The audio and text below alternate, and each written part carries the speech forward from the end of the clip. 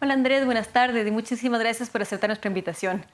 Somos Frente al Ambiente, somos más de 65 redes de organizaciones ambientalistas y de defensa de derechos humanos que nos hemos reunido este día para entregarte una agenda, la Agenda Ambiental 2021, ya que para nosotros es sumamente importante hablar del tema ambiental.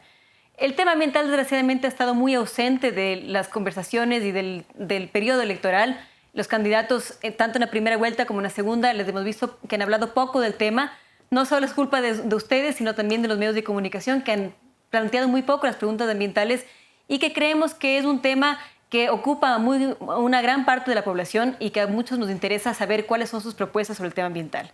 Así que te agradezco mucho el haber venido el día de hoy aquí y, como te digo, estamos representando hoy a más de 65 redes de organizaciones de derechos de la naturaleza y de defensa de los defensores de la naturaleza. Así que muchísimas gracias por estar aquí. Muchísimas gracias, Natalie, muchísimas gracias por la invitación. Aquí estamos para poder compartir con nuestras ideas de futuro, de poder generar alternativas reales y concretas para lo que necesita nuestro país en materia ecológica y ambiental. Y recordando, como ya hablaremos, que no es solo una responsabilidad de un país, sino que es una responsabilidad a escala planetaria. Y con toda confianza de Menatio, Natalia, encantada. Nos podemos tutear. Nos podemos tutear. Okay. Andrés, vemos que en tu plan se habla sobre el tema de los derechos de la naturaleza. Nos preocupa mucho la garantía de estos derechos y la garantía de los derechos de los defensores y de las defensoras. ¿Cómo planteas que realmente se garanticen estos derechos constitucionales? Bueno, es fundamental garantizar lo que dice la Constitución, ¿no? Que se cumplan los derechos de la naturaleza.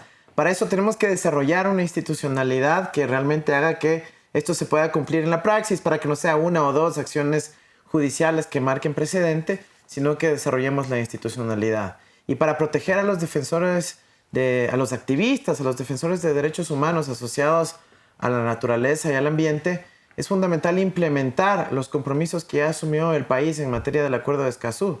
Entonces tenemos que llevar a cabo esa protección para que no hayan prácticas intimidatorias de empresas transnacionales, del ámbito extractivo, de quienes se dedican al agronegocio y terminan a veces acosando, llegando a niveles de violencia y en muchos casos lamentable hasta de la muerte, como ocurre en otras partes de la región. Tenemos que establecer que los mecanismos democráticos permitan salidas alrededor de la protección de los derechos de la naturaleza, como el caso reciente y exitoso de la consulta popular en la ciudad de Cuenca, que permitió que el 80% de la ciudadanía cuencana se pronuncie a favor de proteger las fuentes del agua para proteger obviamente al consumo humano y al agua que se utiliza para soberanía alimentaria, para alimentarnos, por sobre pues los usos que se les quería dar por parte de transnacionales mineras. Así que hay mucho que hacer. Desarrollar la institucionalidad es uno de ellos, como acabo de mencionar, mecanismos democráticos, mecanismos participativos, mecanismos de rendición de cuentas en el ámbito judicial. Pero para eso en nuestro país, además, tenemos que administrar la crisis que estamos viviendo en materia de institucionalidad ambiental. Tenemos que volver a separar agua de ambiente para que tengamos la Autoridad Única de Agua, como dispone nuestra Constitución. Volver a las agencias de regulación y control hidrocarburífero, volver a la agencia de regulación y control minero, que ha sido absorbida en un mega combo que termina debilitando esa institucionalidad, fortalecer la agencia de regulación y control del agua y algo muy importante, plantear un Ministerio de Ambiente totalmente renovado. Desde mi perspectiva, un ministerio que no solo sea que administra trámites, sino que realmente tiene una visión ambiental, en biodiversidad y de transición ecológica. Y es más, el nombre debería recoger esa visión. Andrés, y justamente si hablamos de la institucionalidad, creo que coincidimos que tenemos un Ministerio del Ambiente completamente desmantelado. Propones el tema de volver a separar Senagua del MAE, pero ¿qué va a pasar con el Ministerio del Ambiente como tal? ¿Cómo se puede garantizar justamente la existencia y el empleo de los guardaparques, por ejemplo? ¿Cómo se puede separar y dar más autonomía y independencia a este ministerio? Bueno, es fundamental fortalecerlo no solo con palabras, sino con recursos. Eso implica fortalecer el Sistema Nacional de Áreas Protegidas, en donde podamos reincorporar a los miles de guardaparques que han sido desvinculados, fortalecer también los mecanismos de cogestión de las áreas protegidas con las comunidades, los pueblos y nacionalidades indígenas, para que no sean foráneos en su propia tierra, en su propio territorio. Tenemos que establecer unas políticas para que se genere empleo alrededor de la preservación de nuestros bosques, playas, páramos, los ríos, y de esa manera se establezca un vínculo entre la institucionalidad ambiental y fundamentalmente la juventud, que va a generar valor agregado al cuidar a estos elementos fundamentales de la naturaleza que he mencionado ya, que tienen un rol primordial en el cuidado del ciclo del agua, por ejemplo. Entonces, el que podamos ir hacia una política también de trabajo vinculado al cuidado ambiental va a ser una oportunidad para que la juventud se apodere y se apropie, se empodere de la institucionalidad ambiental y luego también la siga defendiendo con más fuerza cuando quieran haber estos embates de austeridad o de neoliberalismo que buscan simplemente desmantelar y recortar la institucionalidad.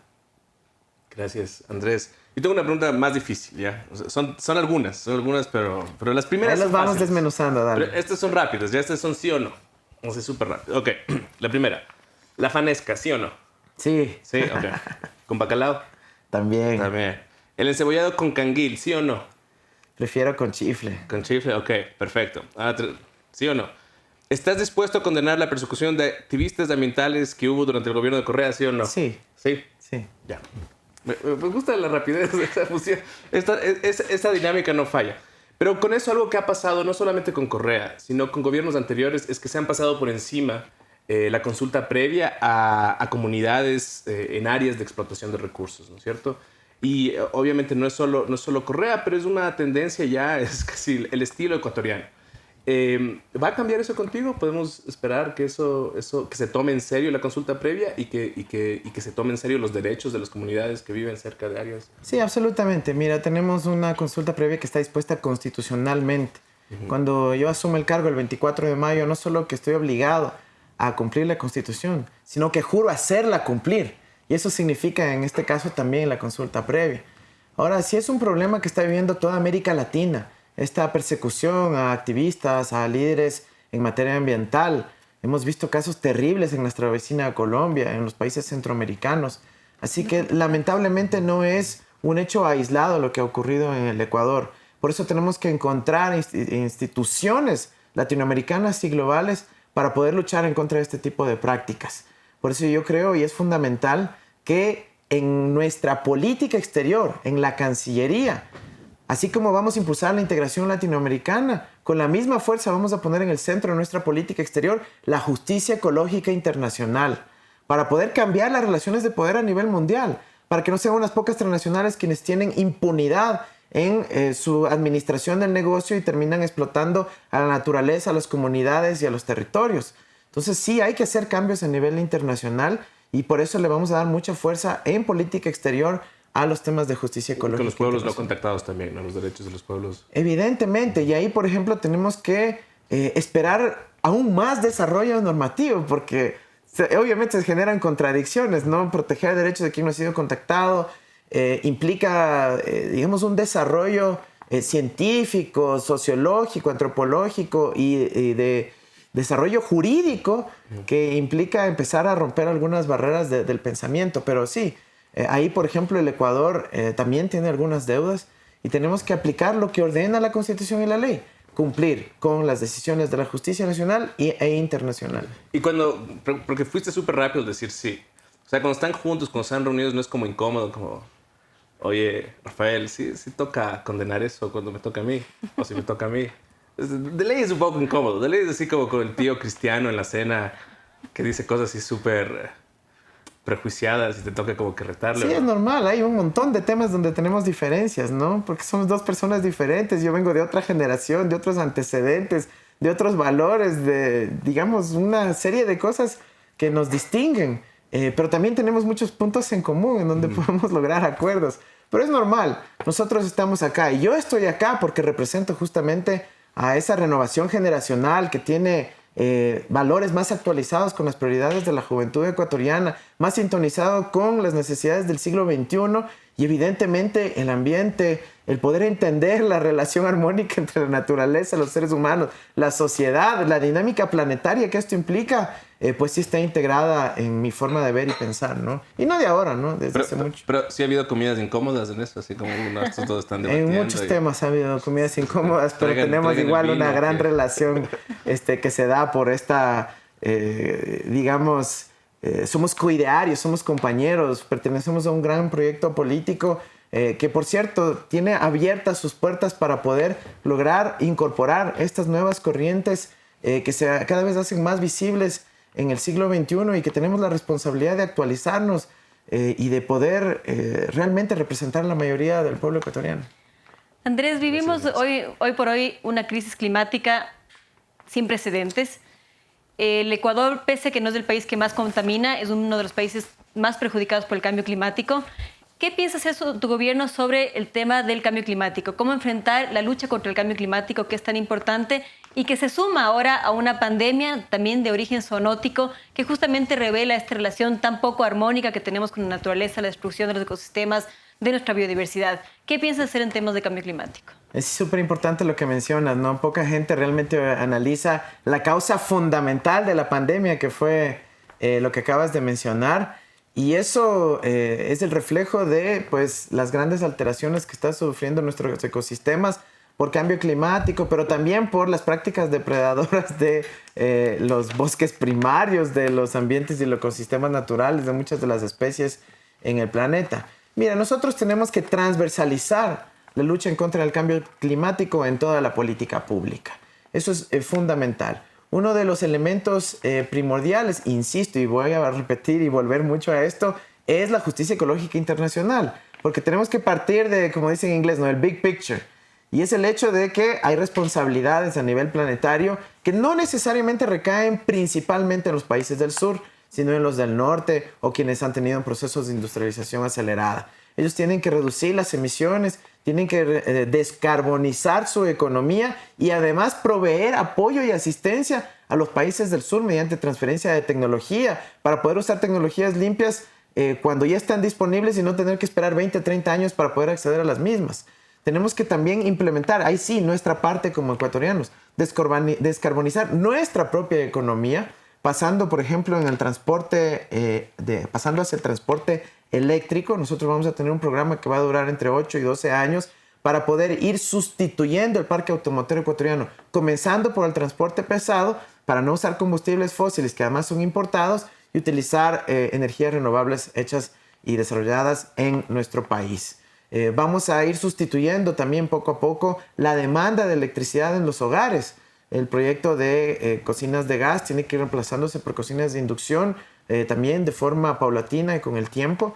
Tenemos que transformar la dinámica del transporte y la movilidad dentro de las ciudades. Y para eso vamos a trabajar también con los gobiernos autónomos descentralizados para ir reduciendo el uso del vehículo liviano y poder pasar más al transporte público, más al uso de bicicletas, más al uso de movilidad alternativa. Tenemos que, por otro lado, trabajar en la preservación y restauración de nuestros bosques. Y para eso el programa de empleo joven que mencioné antes, en donde vamos a incorporar a decenas de miles de jóvenes a trabajar en la reforestación, en el cuidado de nuestro ambiente y obviamente contribuir en algo en la lucha contra el cambio climático. Gracias, Andrés. Un tema que nos preocupa muchísimo es el tema extractivista. Y en tu plan de gobierno hablas sobre el tema del post-extractivismo. Nos estamos quedando sin petróleo, pronto seremos un país importador de petróleo, incluso cuando aumente nuestra demanda de energía y se empiezan a acabar nuestros recursos. Pero muchos plantean que esta era postpetrolera es una era minera. Hemos escuchado también en tu propuesta la idea de la minería inversa, pero ¿qué hacer con las concesiones mineras que ya existen en el país, sabiendo justamente que la minería causa un daño irreparable, que tiene grandes costos de remediación? Entonces, ¿qué planteas tú sobre la minería, especialmente metálica a cielo abierto? Mira, nosotros vamos a crear, así como se auditó alguna vez la deuda externa, una comisión de auditoría ciudadana de las concesiones mineras, especialmente la metálica, especialmente los megaproyectos, para que junto con las comunidades, expertos, las universidades, las instituciones y ojalá inclusive insumos internacionales podamos determinar en qué casos se puede revertir las concesiones a favor del Estado, evitar los procesos de explotación que han sido perjudiciales para las comunidades, las fuentes de agua, el ecosistema y el propio Estado, y de esa manera proceder.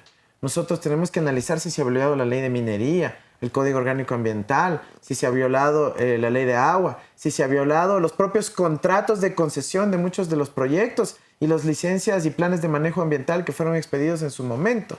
Eso requiere que haya una gran transparencia de esfuerzos para que los ciudadanos y como mencioné, comunidades de expertos, universidades, etcétera, puedan llegar a esta conclusión. Ese es un paso fundamental para lanzar mucha luz sobre este tema y poder avanzar.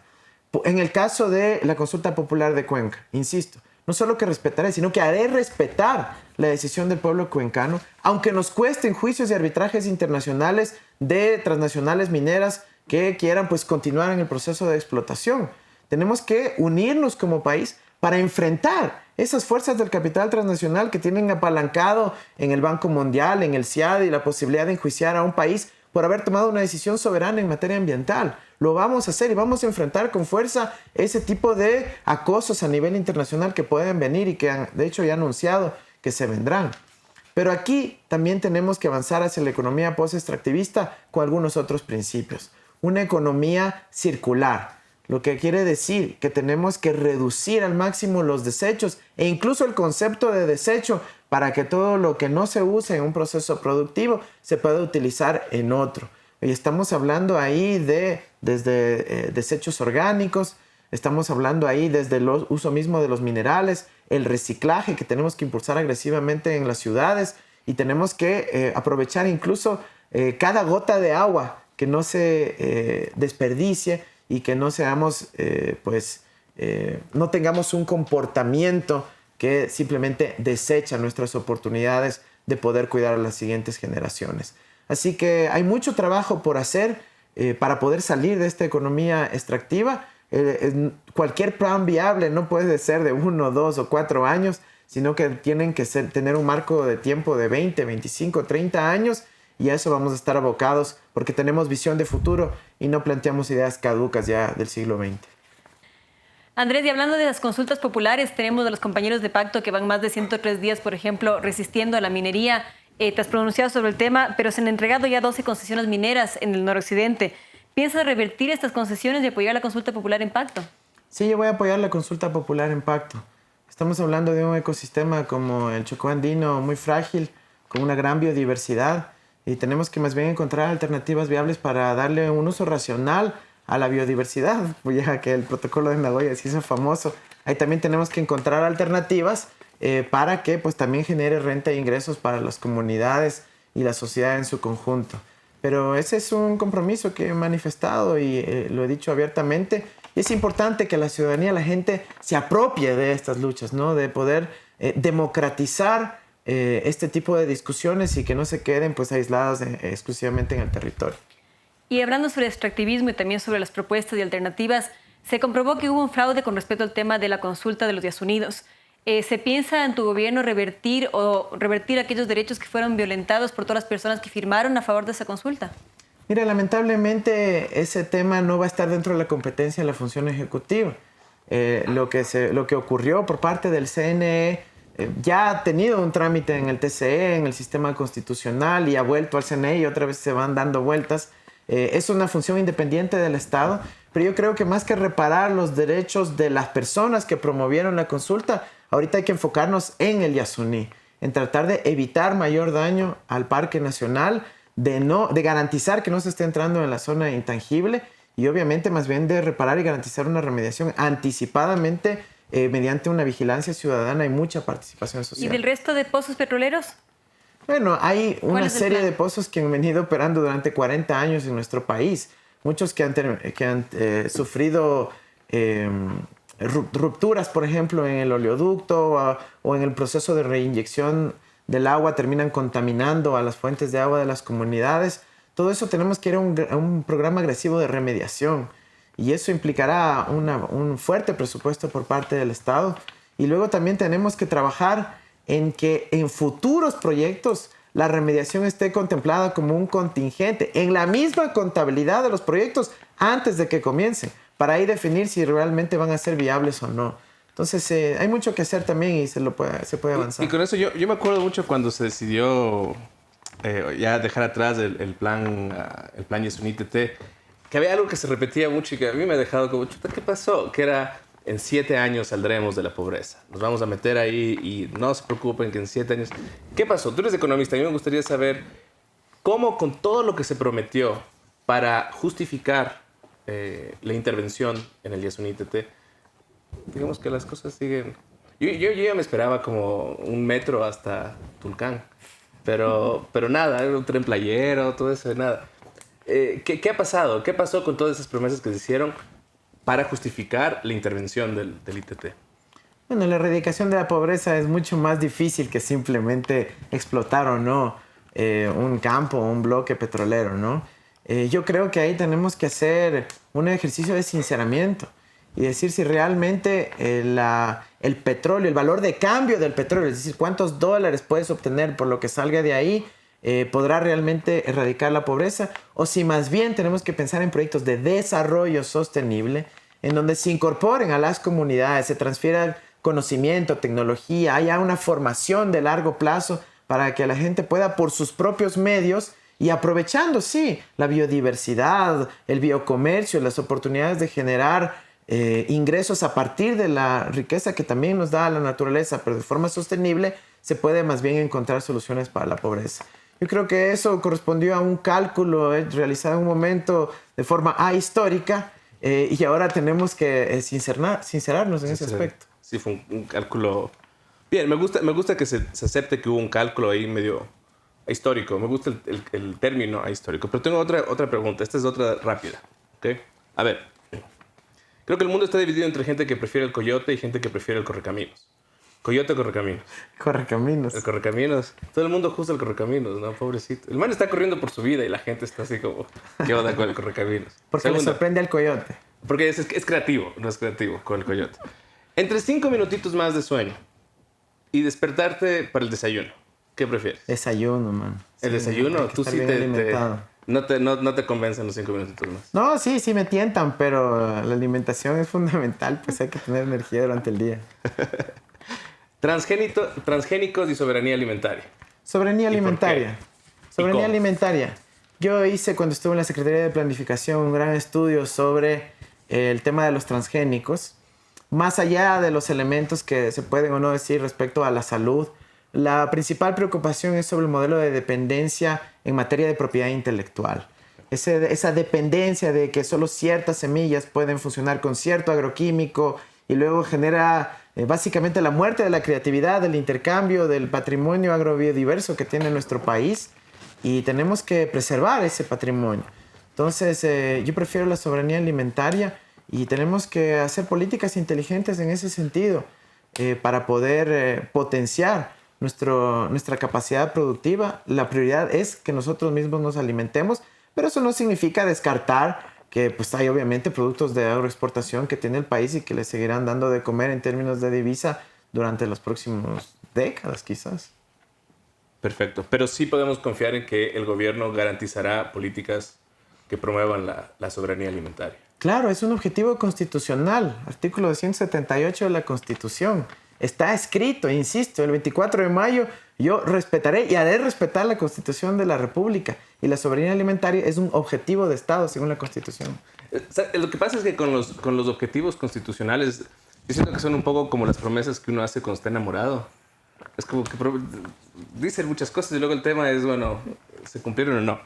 Pero tú dices que para ti va a ser como un objetivo constitucional. Mira, para mí no es una promesa la Constitución, para mí es el marco jurídico vinculante que tiene el Estado ecuatoriano. Quizás una de las fallas que hemos tenido en los últimos años es que se ha tomado eso como una promesa, como un papel vacío, en donde se ha destituido a la Corte Constitucional, se declaró vacancia constitucional durante varios meses, se eligieron a dedo a muchos jueces y ahora, digamos, el proceso de resolución de elementos sustanciales de nuestra sociedad, que es la Constitución, ha sido ignorado. Para mí la Constitución es un compromiso vinculante y yo sí haré respetar la misma. Andrés, estoy seguro de que estás súper estresado en campaña. Yo no sé cómo lo hacen, cómo lo logran. Debes tener tus momentos de como que te quieres escapar. Primera pregunta, ¿hay algún bosque, algún lugar donde te desconectes, apagas el celular, apagas todo y te olvidas de la campaña? Un lugar natural, así, santuario para ti. Las cuevas de Jumandi, en Archidona, en la provincia del Napo. Ahí vas. Ahí es el patrimonio geológico que tiene el Ecuador, maravilloso. Ajá. Y literalmente te metes bajo tierra y quedas fuera. ¿Y hay algo que hagas ahí que en particular como que te relaje? Hay unas mini cascaditas ahí adentro donde me meto al agua y puedo concentrarme mejor y meditar. Bien, chévere. Y un poco con eso quería preguntarte, concretamente, pensando en eso, en bosques, en áreas protegidas, en conservación, ¿cómo piensas proteger los bosques nativos y los ecosistemas frágiles en este país? Mira, nuevamente, ¿no? Para tanta gente. Comenzando desde la institucionalidad, tenemos que recuperar el Sistema Nacional de Áreas Protegidas, tenemos que reincorporar a los guardaparques despedidos y seguramente muchos más. Tenemos que establecer mecanismos de cogestión con las comunidades, parroquias, población rural, pueblos y nacionalidades indígenas del Ecuador para encontrar fuentes de ingreso también, porque no podemos lograr justicia ecológica sin justicia social. Y de esa manera poder revitalizar el cuidado pues de todo el sistema de áreas protegidas. ¿Y se ha pensado dentro del sistema de áreas protegidas de incorporar, por ejemplo, a bosques protectores o a sistemas municipales de áreas protegidas? Sí, bueno, tenemos la experiencia positiva de Etapa en Cuenca, en donde el municipio se ha hecho cargo, por ejemplo, del Parque Nacional Cajas. Creo que es una experiencia positiva que hay que ver. No sé si es tan replicable, porque pues Cuenca tiene unas grandes capacidades institucionales. Habría que analizar, ¿no? Yo estoy dispuesto a conversar sobre eso. Por lo pronto tenemos igual la Constitución de la República, que define la biodiversidad como un sector estratégico y le da cierto rol, ciertas prerrogativas al propio Estado ecuatoriano. Andrés, y ya pasando al tema del agua que nos preocupa tanto y el tema de Galápagos, creo que todos estuvimos horrorizados cuando veíamos con impotencia esas flotas chinas esperando a que vengan los tiburones y todas las ballenas para que sean capturadas. ¿Qué se piensa hacer sobre el tema de Galápagos? ¿Se piensa ampliar la zona de protección marina de Galápagos? ¿Qué se piensa hacer sobre el tema pesquero en el Ecuador? Mira, el tema pesquero es algo que tiene que tener una institucionalidad nuevamente que se dedique a ese tema. Creemos que es importante que haya un Ministerio de Acuacultura y Pesca en el país en donde se pueda ir aplicando política pública específica para el sector. Y eso incluye evidentemente el poder transversalizar la relación con el Ministerio de Ambiente, queremos que se llame Ambiente, Biodiversidad y Transición Ecológica, y poder definir este aspecto tan importante como la potencial ampliación de la Reserva Marina de Galápagos, ¿no? Hay algo que es importante diferenciar, que son los límites de la Reserva Marina y los límites de la zona exclusiva, ¿no? En materia económica, donde igual, digamos, no es que la flota pesquera china que ha estado pescando en aguas abiertas pueda entrar por dentro de la zona exclusiva. Hemos detectado que hay algunos temitas donde se hace trampa, por usar un término, y es en digamos, cómo se despliegan las redes de pesca, que son enormes, y si bien el barco no transgrede, pues las redes sí están haciendo. Eso se puede monitorear con tecnología para mitigar esos efectos y ser duros en las sanciones. Y siguiendo el tema del agua que viene desde las montañas, los ríos, los mares, ¿no es cierto? Como lo planteamos justamente en la agenda ambiental, el tema de aguas residuales obviamente es competencia de los GATS, pero ¿cómo se plantea el apoyar la descontaminación de las aguas residuales y obviamente la descontaminación de los ríos por aguas residuales? Mira, el 95% del agua en nuestro país no tiene tratamiento en materia de aguas residuales. Es una de las principales fuentes de contaminación de nuestros ríos, en general las fuentes de agua en el país. Tenemos que trabajar conjuntamente con los gobiernos autónomos descentralizados municipales. Yo creo mucho en el modelo de mancomunidad entre municipios para poder llevar a cabo grandes iniciativas, porque a veces los municipios son demasiado pequeños para hacerlo ellos mismos. Hay que articularse alrededor de las cuencas hidrográficas para poder dar soluciones concretas. Y también tenemos que tener una relación muy fructífera a partir de la Autoridad Única del Agua, la CENAGUA, futura CENAGUA, junto con los GAS y junto con las juntas, ¿sí? Las juntas de agua potable, las juntas de regantes, para tener una administración con mucha participación ciudadana que vaya arreglando y normando a partir también de la disponibilidad del recurso hídrico y del agua en los distintos territorios. ¿Qué tal eres con la bicicleta? ¿Sí te mueves? Sí, le hago a la bici, sí. Debe haber sido incómodo que yo sí decía punto para Rafael Correa, que hizo la campaña en bicicleta y luego básicamente todos hicieron campaña en bicicleta. Y dije, ok, había un trend, bacán. Pero tú no hiciste campaña en bicicleta. Los holandeses le copiaron a Rafael Correa, dicen. O no sé, habría que preguntar. O viceversa. O viceversa. Eso ya tienen que resolver ustedes. Tienen que preguntarle. Pero quería preguntar, mucho se habla de las ciudades sostenibles, ¿no es cierto? Sí. Y es la idea de, digamos, ahorita en este momento en Quito, en este momento que estamos en pandemia, no se cerraron los centros comerciales, pero se cerraron los parques. Está cerrado el Parque Metropolitano, está cerrada la Carolina. Entonces me parece que hay una tendencia a no cachar, no comprender verdaderamente lo que significa sostenibilidad, especialmente en espacios urbanos. Entonces me gustaría preguntarte si piensas impulsar políticas públicas que aseguren la disminución de producción de residuos, de eficiencia de recolección, reciclaje y disposición de producción de residuos. Es decir, pensar en ciudades no solamente amigables con el medio ambiente, sino sostenibles también. Realmente aplicar esa idea de una ciudad sostenible. Sí, mira, como decía en la parte anterior respecto al tratamiento de aguas residuales y también en el caso del manejo de los desechos sólidos, que en ambos casos lo llevan a cabo las ciudades, los municipios, vamos a abrir una gran línea de crédito de $3,000 millones. Para que los gobiernos autónomos descentralizados, los municipios puedan tomar esas deudas y poder hacer obras en ese sentido, en poder tener plantas de tratamiento, en poder tener políticas de reciclaje, en poder comprar los equipos y la maquinaria necesaria para poder procesar los desechos y más bien avanzar en la economía circular. Eso es lo que queremos hacer. Depende mucho también de los gobiernos autónomos centralizados. Hay ejemplos que se pueden implementar rápidamente, como ha sido esta práctica ya casi en los hechos de ir sustituyendo a los sorbetes por, ¿no es cierto?, vasos de vidrio, etc. Y hay cosas pequeñas que pueden tener alto impacto a nivel cultural que luego nos terminan afectando ya en la política más macro. Yo creo que ahí la juventud también tiene que asumir un rol de apropiarse de la necesidad de impulsar este tipo de políticas y el Ejecutivo, el Gobierno Nacional, dar un acompañamiento para que se lleven a cabo. Excelente. Andrés, sobre el tema de energías renovables, hemos hablado de cambio climático, de la importancia de descarbonizar la economía, pero el Ecuador también es un país rico en alternativas energéticas, eólica, solar, geotérmica, etcétera. ¿Cómo impulsar las energías renovables en el país y realmente llegar a una transición postpetrolera, postextractivista en general? Hay que hacer todo lo que hay que hacer en términos de los incentivos, en términos de los estudios iniciales, de ofrecer ingeniería básica de detalle para decir, miren mundo, aquí tenemos unas montañas que reciben una posibilidad de viento enorme para poder montar energía eólica en todos lados. Tenemos un potencial geotérmico enorme también, con volcanes que están activos, lo que significa que hay una actividad enorme también en el subsuelo. Y aunque sea duro también, tenemos un potencial hidroeléctrico grande. Y hay que hacerlo de forma responsable, sin afectar a las comunidades, sin afectar al ecosistema, pero no podemos descartar que es una opción viable también para poder tener energía renovable en nuestro país. ¿A pequeña o gran escala, Andrés? Bueno, hay ambos casos, ¿no? Hay ambos casos. En las cuencas que van principalmente hacia el occidente de nuestro país, seguramente serán de pequeña escala, mini hidros, iniciativas que se pueden cogestionar de forma participativa con la economía popular y solidaria, con pequeña y mediana empresa, pero no podemos descartar en el hecho de que en la cuenca de la Amazonía tenemos un potencial realmente muy grande y que quizás ahorita no es estrictamente necesario, pero conforme haya mayor demanda de electricidad, hay que también explorar su uso.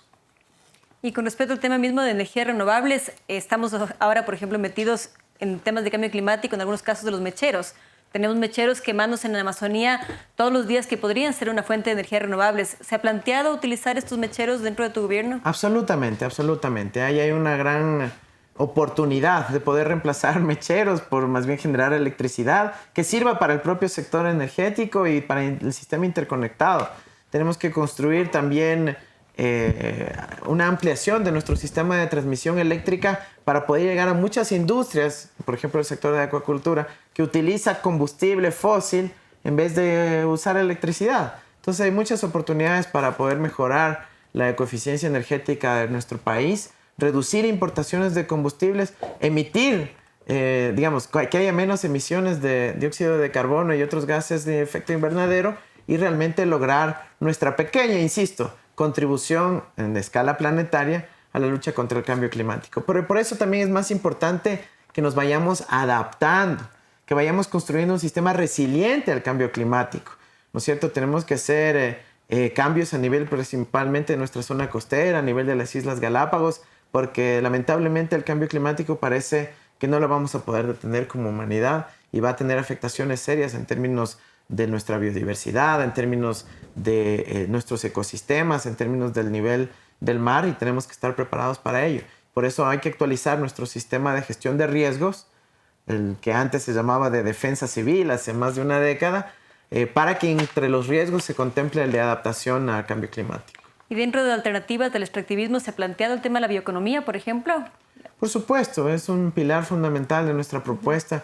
Yo creo que cumplí un rol muy importante ahí en la consolidación de la Universidad Regional Amazónica ICIAM, que tiene como su tarea principal encontrar fuentes alternativas de ingresos, de renta, de fuentes de generación de economía para las familias, especialmente de la Amazonía, poder salir del extractivismo, poder generar alternativas como el biocomercio, poder hacer un uso sostenible y racional de la biodiversidad, poder empezar a plantear alternativas de alta tecnología vinculadas a la biodiversidad de los conocimientos ancestrales, como es, por ejemplo, el acceso a las plantas medicinales, ¿no es cierto?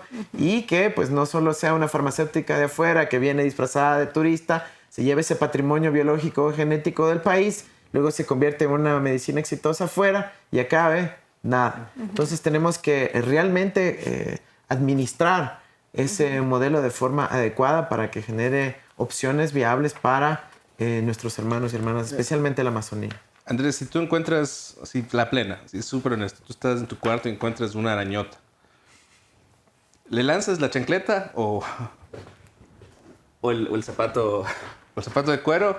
¿O si haces un esfuerzo por, como arañita, sacarla a que vaya a cazar mosquitos de afuera? Depende, si ¿Cuál es estoy tu con algún política? pana le agarro a ver si le asusto, pero no, generalmente buscar que vaya de vuelta a su ecosistema, ¿no? Sí, A menos que ya se te esté metiendo a la nariz, ahí sí, tienes ahí que sí. agarrar y salvar tu propio Sí, sistema ahí respiratorio. es como el impulso nada más, ¿no? Pero quería preguntarte, yo veo que hay una serie de preguntas y lo comprendo, que sacan la venita acá, que es la comparación con Rafael Correa. Entonces tú dices, ya no soy Rafael Correa, miren. Sí, ya, ¿no? Ya.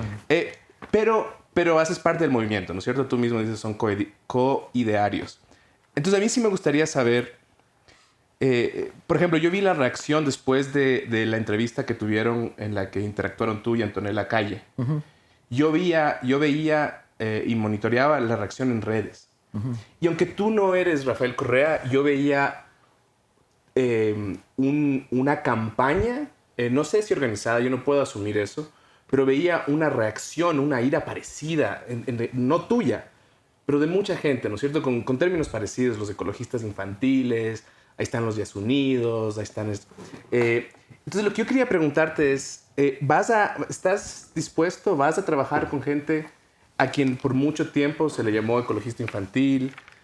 ¿Estás dispuesto a tener este tipo de conversaciones con gente como Antonella Calle, como Pedro Bermeo?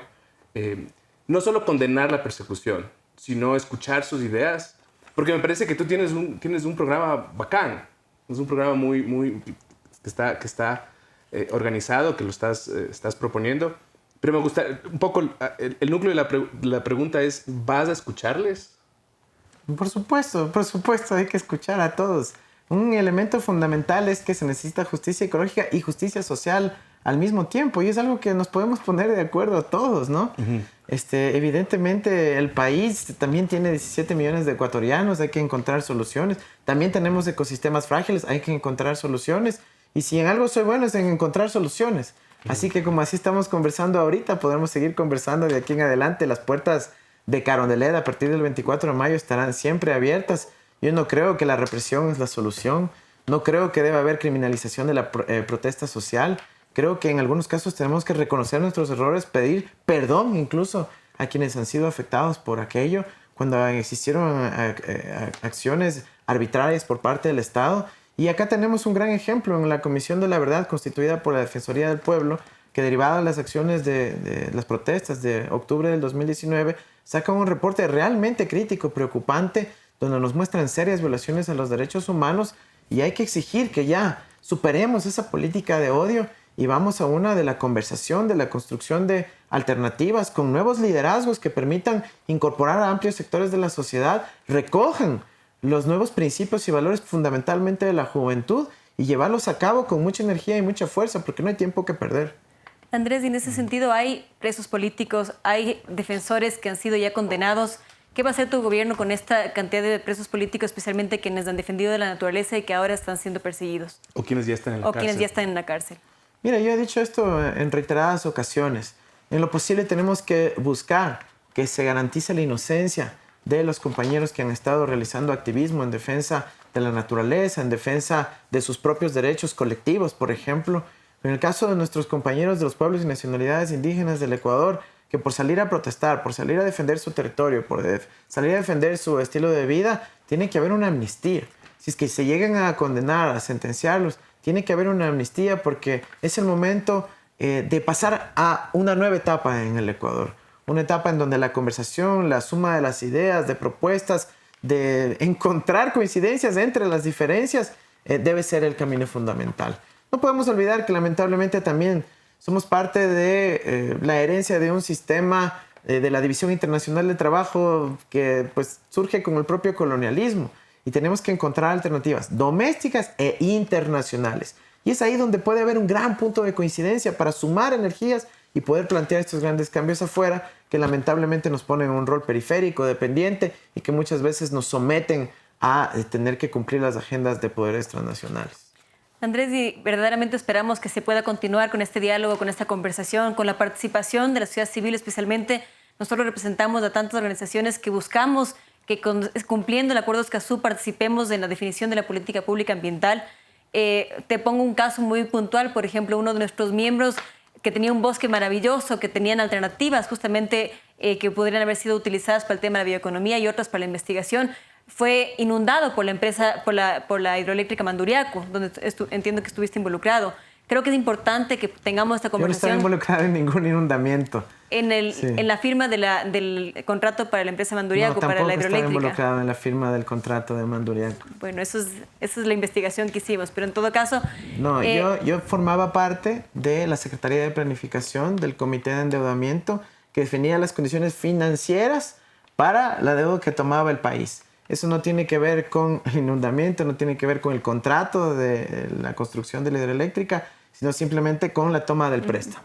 Es importante aclarar, Natalia. Porque creo que es súper importante que estos proyectos que pueden parecer muy buenos, ¿no es cierto?, si es que realmente se llegan a consolidar, se lo haga de una manera participativa para que justamente las personas no lleguen a ser afectadas y que puedan ser proyectos productivos y proyectos de desarrollo sin que afecten a las comunidades. Entonces creo que es súper importante para plantear esta transición. Afectación siempre va a haber, ¿no? En cualquier proyecto, sea de bioeconomía, sea de hidroeléctricas o sea de agricultura. Lo que hay que hacer es que sea un proceso en lo posible concertado, donde haya un proceso de consulta previa, donde se definan los riesgos y los parámetros de forma clara y adecuada y se pueda actuar pensando en el bien común, en la justicia ecológica y en la justicia social. Una pregunta súper personal, es más que nada curiosidad. ¿Dónde está Freddy Ehlers? No sé, pregúntale al Freddy Ehlers. ¿Algún tipo de contacto? El otro día me di cuenta que extrañaba a Freddy Ehlers. Yo no he escuchado de Freddy Ehlers. Bueno, tú tampoco sabes, no lo has escrito. No he hablado con Freddy Ehlers. ¿Dónde está? Desapareció. En la televisión. En la televisión, exacto. En los archivos de la televisión. De la televisión. Andrés, y se nos acaba el tiempo, quisiéramos una pregunta final y concreta. Todo esto que hemos hablado es maravilloso, esperamos justamente que se mantenga el diálogo, contándote así un tema muy puntual. Nosotros durante los gobiernos pasados fuimos perseguidos y cuando tratábamos de incluso ingresar trámite al Ministerio del Ambiente no se nos permitía. Así de tanto fue el rechazo que hubo al ecologismo infantil y creo que ahora es importante que se establezca diálogo y que se establezca conexión y un tema de participación. En ese mismo sentido y para firmar en piedra, ¿no es cierto?, estos compromisos, ¿estarías dispuesto a que esta conversación la plantees por escrito, que tener estos compromisos por escrito? No hay ningún problema. Yo creo que la disolución o liquidación de la Fundación Pachamama fue un error. Yo creo que es una de las cosas que tenemos que reconocer y es una oportunidad para, insisto, poder reconstruir los vínculos de confianza que necesita nuestra sociedad, que necesita nuestro país. Es un nuevo momento el que estamos viviendo. No hay que tener temor a reconocer los errores. Hay que saber pedir perdón. Hay que también saber perdonar. Y este es un momento en donde tenemos que lograr unidades en nuestro Ecuador. Estamos enfrentando una crisis sanitaria, económica, educativa, muy pronto ecológica, y tenemos que lograr la unidad de todo el pueblo ecuatoriano. Así que más allá de las diferencias hay que buscar las coincidencias y plantear una agenda común. Y en el poco tiempo que tenemos, ¿habría cómo hacer un listado breve de compromisos? Así como, no sé qué tal está nuestra memoria, pero hubo una serie de compromisos, ¿no es cierto? Ahí está grabado para la historia, ¿no? Después les hacemos en síntesis, no hay ningún problema. Los 5 que más quieras resaltar, Andrés, los 5 compromisos ambientales que quieras que salgan. Bueno, lo que hemos dicho, ¿no? El tema de la justicia ecológica internacional es muy importante. No podemos actuar aisladamente acá dentro de nuestro país. El cuidado de las fuentes de agua, dando la prelación al consumo humano y a la soberanía alimentaria. Una política de verdadera soberanía alimentaria conforme ordena nuestra Constitución. El respeto al Acuerdo de Escazú para que pueda haber participación ciudadana y defensa de los derechos humanos de los activistas del ambiente. Y podemos añadir también la transformación institucional que hemos hablado en todo nivel, ¿no? Desde los guardaparques al Sistema Nacional de Áreas Protegidas, pasar a un Ministerio de Ambiente, Biodiversidad y Transición Ecológica, entre otros, pues los que hemos hablado el día de hoy. Gracias, Andrés. Y antes de que te vayas, hay una compañera que te quiere entregar una agenda agraria. Chichi, taita mashi economista Andrés Arauz. Ñuka Shutimikan Luz América. Muy buenas tardes, estimado economista Andrés Arauz. Mi nombre es Luz América Reas, soy de la parroquia Huanujo, Cantón Huaranda y de nuestra provincia Bolívar. Como mujer campesina, indígena, he venido, aparte de ser también integrante del Comité Nacional de la Agricultura Familiar Campesina Comunitaria, he venido a presentar unas propuestas de las políticas públicas que han sido elaboradas en nuestras chacras, en nuestras comunidades, de nuestras organizaciones, conjuntamente con la agenda de las organizaciones rurales, para que usted lo tome en cuenta para la elaboración y ejecución de los proyectos de las políticas públicas, diferenciando a favor de nuestra agricultura familiar, comunitaria, y también que no nos aplique como a los empresarios, a los agroexportadores, a los empresarios grandes. Eso, mi economista. Muchas gracias. Muchísimas gracias, Luz. Nos hemos comprometido a una entidad aparte del Ministerio de Agricultura para que se divida en agroexportación para los grandes negocios, que siempre tendrán ahí sus canales directos al ministerio, y más bien crear el Ministerio de Agricultura Familiar y Campesina y Soberanía Alimentaria, para poder atender las necesidades concretas de básicamente quienes alimentan al Ecuador, que son las comunidades de campesinas, la agricultura familiar y campesina de nuestro país. Ahí vamos a tener una política diferenciada con mucha fuerza, mucho esfuerzo, justamente para los agricultores. Muchas gracias.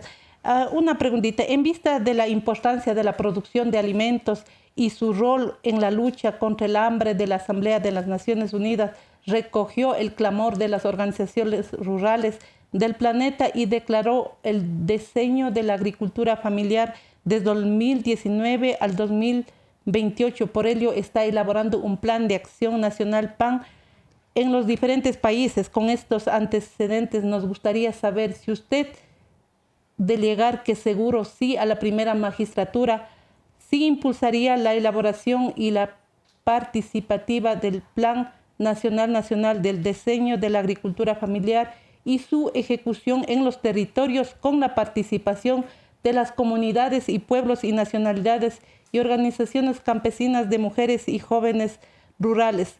De ser así, ¿cómo financiaría estos planes y proyectos? Bueno, efectivamente, de ley tenemos que comprometernos, y nos vamos a comprometer a implementar el diseño de la agricultura familiar y campesina adecuada a la realidad ecuatoriana, sobre la base de los objetivos constitucionales de soberanía alimentaria, de erradicación de la desnutrición, de potenciar los ingresos y la renta y la vida digna para los agricultores, con un sistema de precios justos, con la disponibilidad de crédito, asistencia técnica, con una inversión muy grande en materia de riego para poder garantizar mayor producción, productividad y vida digna de los agricultores de nuestro país. Y para poder financiar aquello tendremos dos grandes líneas: los propios recursos fiscales a partir de una mejora en la recaudación de los impuestos a los grandes grupos económicos, y segundo, unas líneas de crédito en donde el Banco Central cumplirá un rol muy importante en fomentar la colocación de crédito en las zonas rurales de nuestro país, especialmente agricultura familiar y campesina, fortaleciendo las cooperativas de ahorro y crédito y las cajas rurales que muchas veces son las únicas que prestan para el desarrollo de iniciativas en el campo. Ya. Y con esto quisiera hacerle llegar la síntesis política pública de todas las organizaciones y pueblos indígenas, de las mujeres y jóvenes rurales del Ecuador, conjuntamente con la agenda del Comité Nacional de Agricultura Familiar Comunitaria del Ecuador. Muchas gracias. Muchísimas gracias, Luz. A las órdenes.